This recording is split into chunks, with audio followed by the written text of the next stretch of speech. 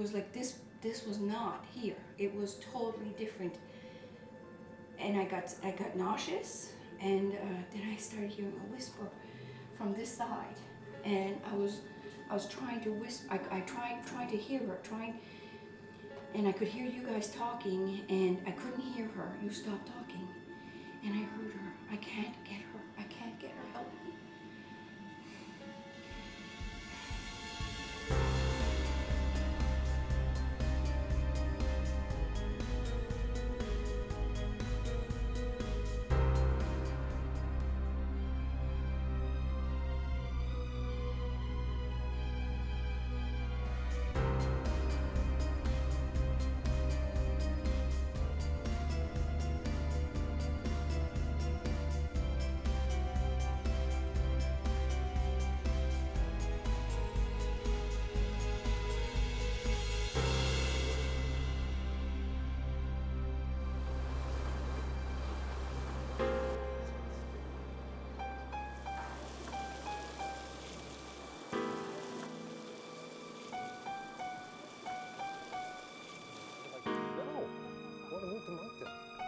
Why wouldn't you want to move? We get in there, we set up the DVR, then we get the witnesses straight, and then off we go for some ghost hunting. Maybe some clam chowder. Hey!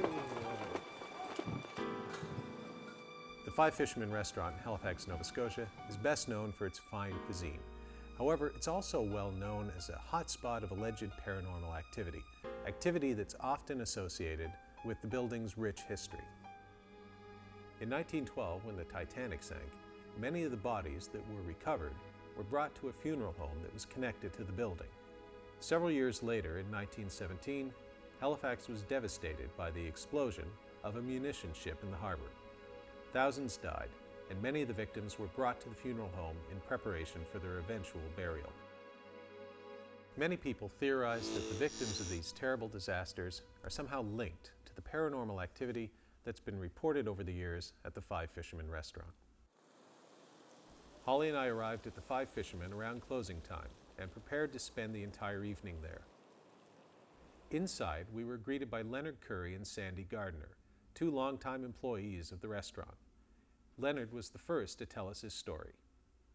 I've had many odd experiences, but I suppose the strangest one happened to me when I first started working here.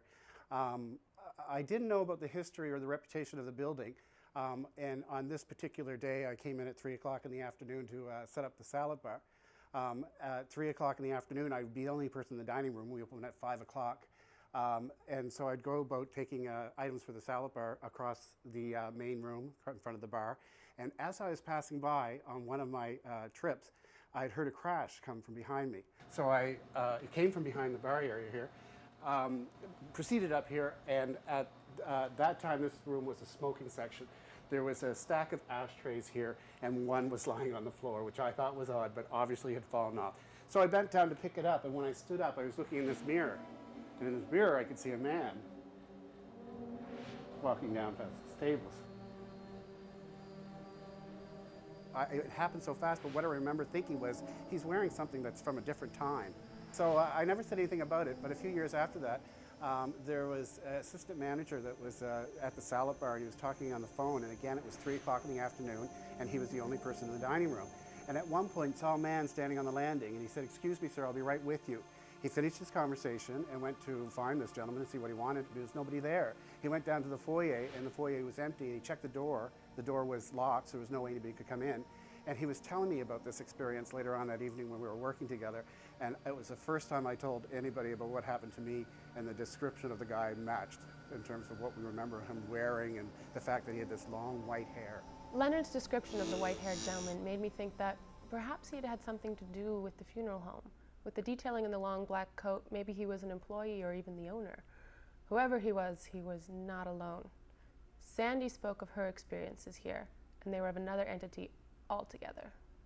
I was closing the restaurant one evening, and as a supervisor, we're supposed to check the washrooms and make sure that there is nobody left lingering. Turned the corner in the washroom and I opened the door and I saw a little girl standing there.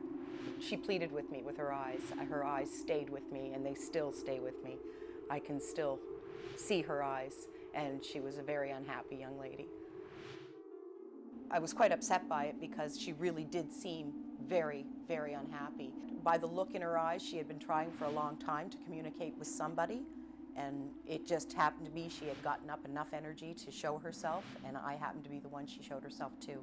I don't think it was specifically me that she needed to speak to, but she definitely needed to communicate with somebody, and I happened to be there.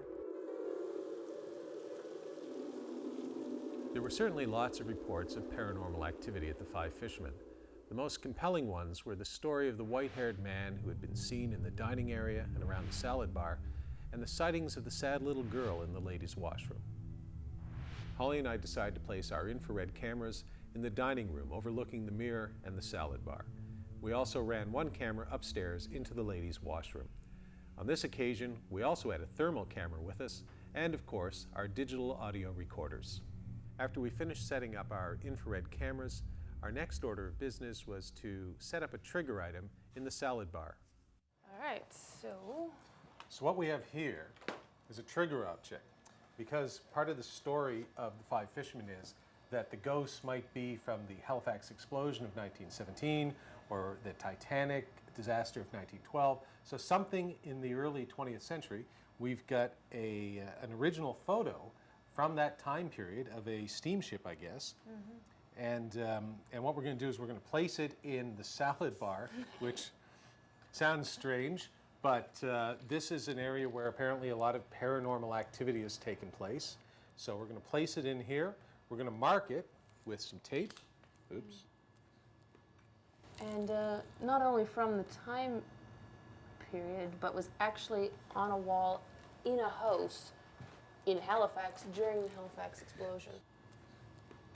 So hopefully when we come back, even if the ghosts don't come talk to us, they can make their presence known by moving this painting, which hopefully will still be here because it's a very valuable painting, so or picture. Yeah. Sorry, I just want to make sure it's lined up along the edges, like that. There we go. So we're just going to leave this here for whatever spirits might be dwelling in the Five Fishermen and see what happens.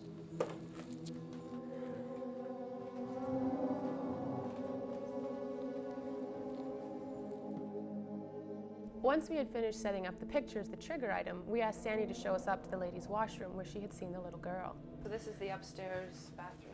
So we're on our way to the ladies' washroom, where the night that I was closing and saw an apparition, I had opened the door, and so when I made sure that there was nobody left in the building, as I turned the corner, there was a young girl standing right here.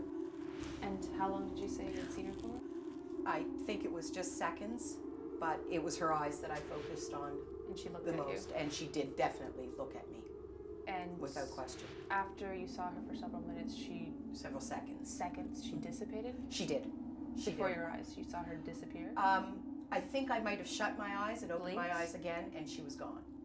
She was gone. I don't remember seeing light dissipate, but there was light around her when I had first seen her. And there was a shimmering sort of glow of some sort of blue glow or something around her, or was Not it a white blue, glow? It was white.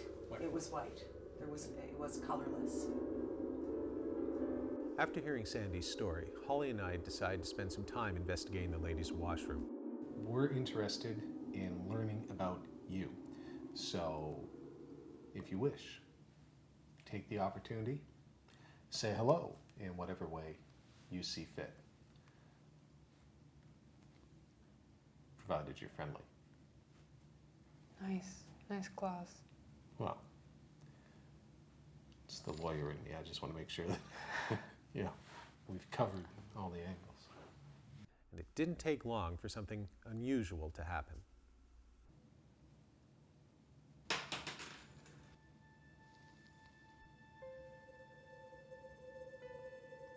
Okay, that was weird.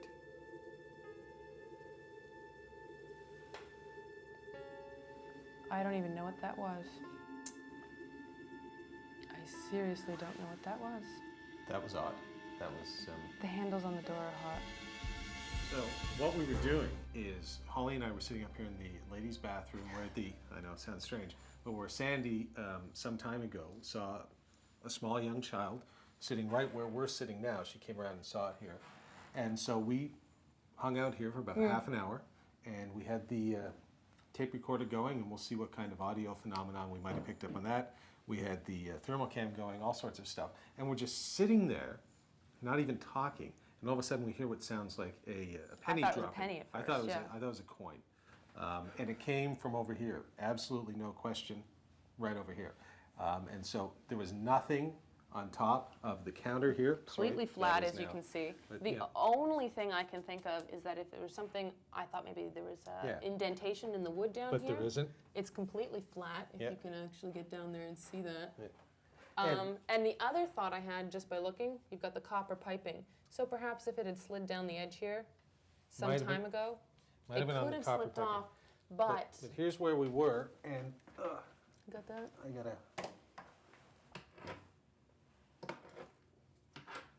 So when I investigated underneath, I did find this, which is a button from what I suspect is a woman's coat.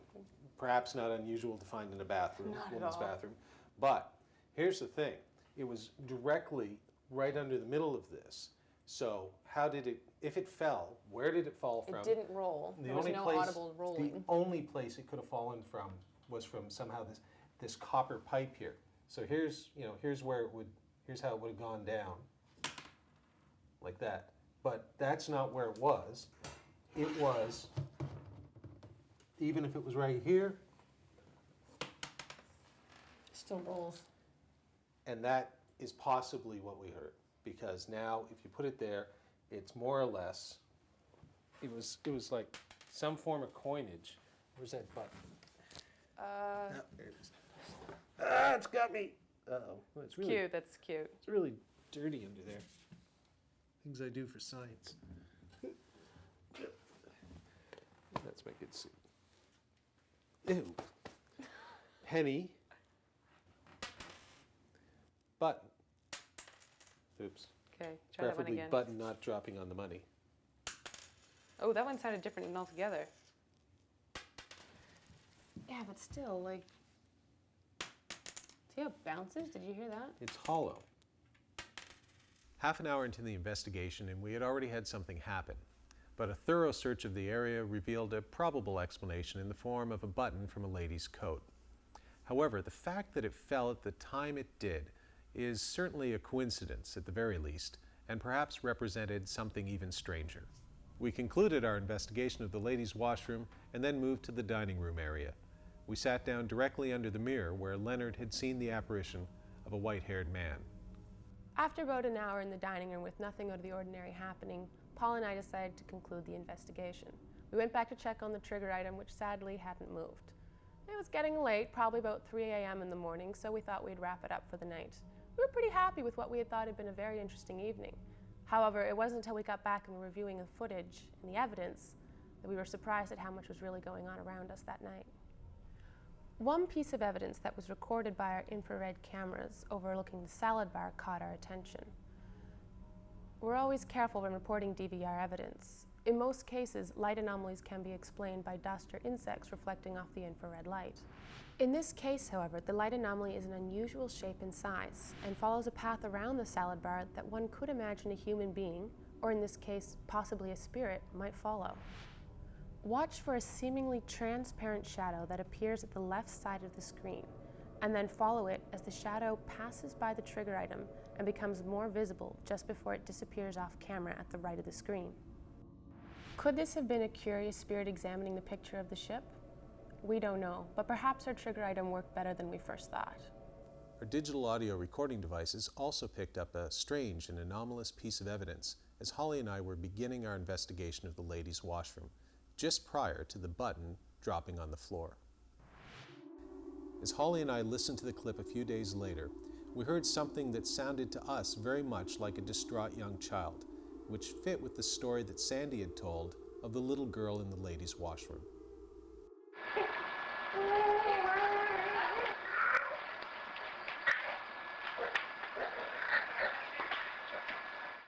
There were no children in the building with us that evening, which leaves the question of how our audio recorders picked up what seems to be the voice or the cry of a small child.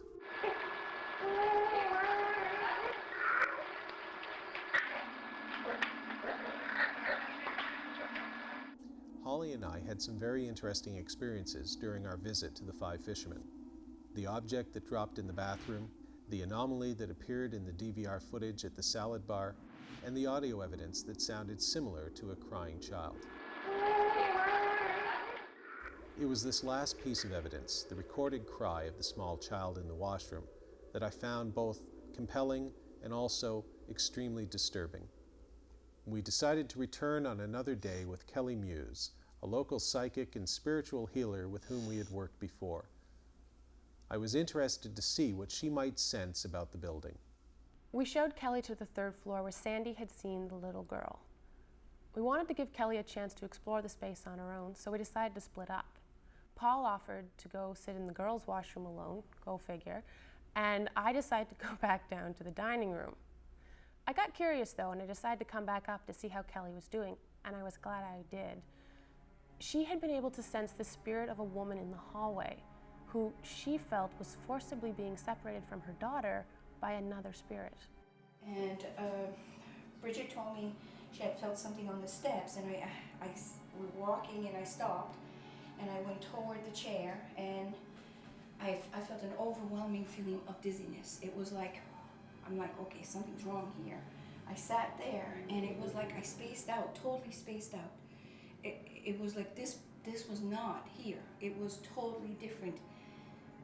And I got nauseous, and then I started hearing a whisper from this side, and I was trying to whisper. I tried to hear her, and I could hear you guys talking, and I couldn't hear her. You stopped talking, and I heard her. I can't get her. I can't get her. Help me.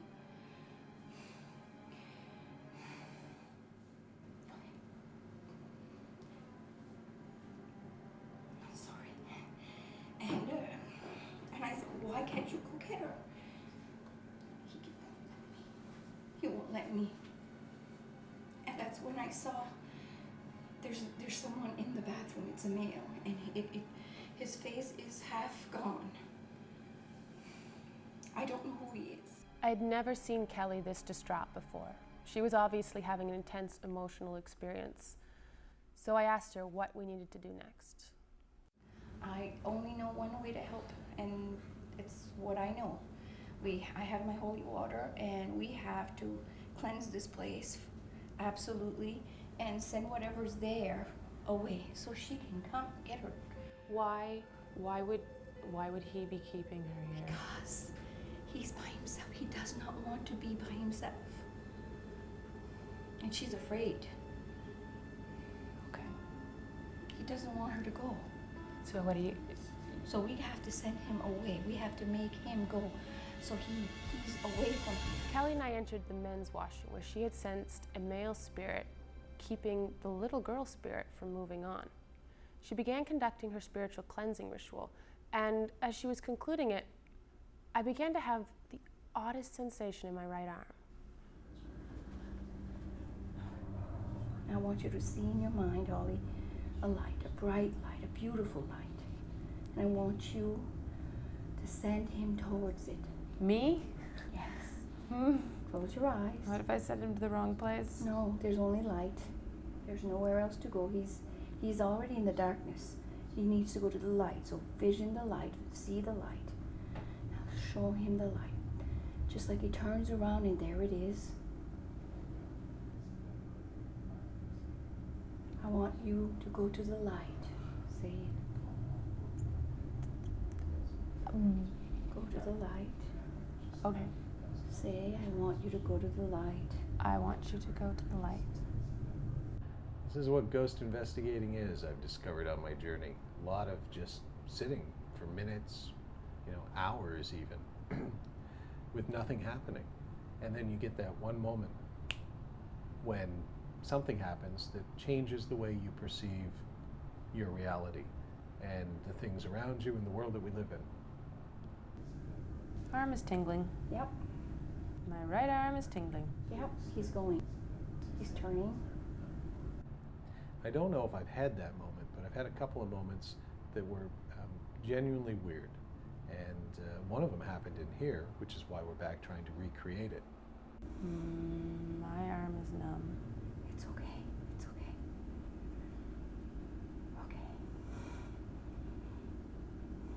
towards the light. Okay, he's going. Mm-hmm. You could be here for an hour or 2 or 3 and have nothing happen. Nothing might ever happen. But when something does happen, that's what makes this all sort of worthwhile. Interesting. Is my arm supposed to hurt? Yep. Oh, okay, good. Okay. Take a breath.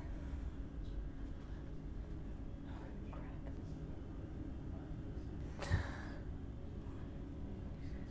Okay.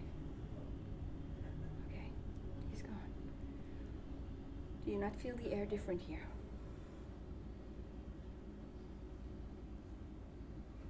Having completed the cleansing ritual, Kelly and I explained to Paul what had happened, and I decided to mention the strange physical experience I'd had. All right. So, and I know you take no offense when I say I'm skeptical just in general of all of this, but this is interesting. Arm physical signs you can actually feel. Your arm went numb, and your head started to tingle. Well, we were first in the space, and Kelly was asking me if I felt anything, which, and I was like, no, and she's like, can you see anything? Do you see anything? I'm like, no, I'm not getting anything. I'm like this part of my head is kind of tingly, and that's lasted for a little while. Yes. And actually got a little bit stronger as she was trying to cleanse the space. And then as we backed out of the bathroom, and she was doing her cleansing and trying to get me to imagine them going into the light, which I was having a hard time focusing on. That's for whatever reason. My imagination's pretty good, but then my hand started to tingle, my right hand, and then it started to get heavy and start to go numb. And in some ways I can still feel it. It's not as strong as it was. And I said, sorry, that's strange. So I said, okay, Kelly, my arm's starting to go numb. Is that normal? She's like, okay, you need to start saying these words, which was to go into the light, which, again, fun. And she then later informed me. I was like, okay, so what's going on? Why are my hands heavy? And she's like, oh, he was holding on to you. Yeah. Over the next hour, I observed the spiritual cleansing ritual that Kelly started in the ladies' washroom. Tell them to go to the light. Go to the light. You are safe. In the name of the Father and the Son and the Holy Ghost, I want you to go, cross over. They're being surrounded by the light. Did you hear that? There they go. I observed no visible signs that led me to believe that a spirit was cleansed that evening. However, I don't completely discount the experience that Holly and I shared in the ladies' washroom, nor can I discount Holly's experiences with Kelly earlier in the evening, or the myriad stories told over the years by the people who work at the Five Fisherman. If in fact the spirit of a little girl was trapped in the ladies' washroom at the Five Fisherman restaurant, all that I can say is that I genuinely hope Kelly was successful in her efforts to show her a path to a place that offered the little girl the peace I can only imagine she was longing for.